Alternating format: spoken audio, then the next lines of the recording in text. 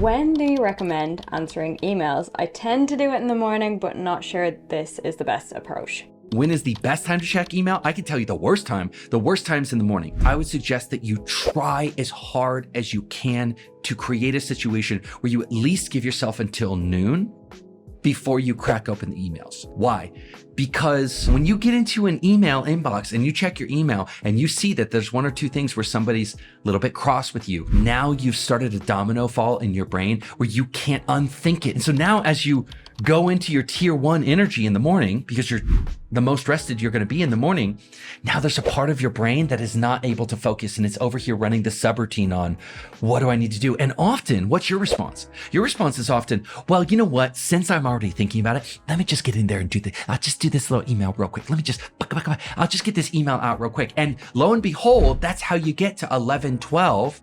And you, pissed away your best energy answering emails that if you zoomed away to the 5,000 foot view, nobody's going to remember in a year. And so we need to balance this dualism.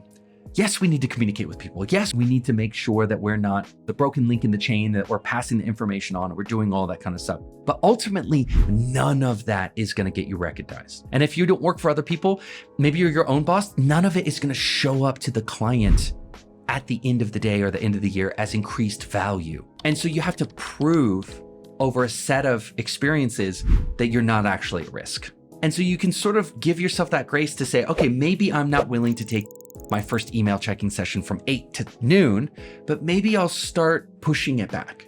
I'll start proving to myself, actually, this isn't a problem.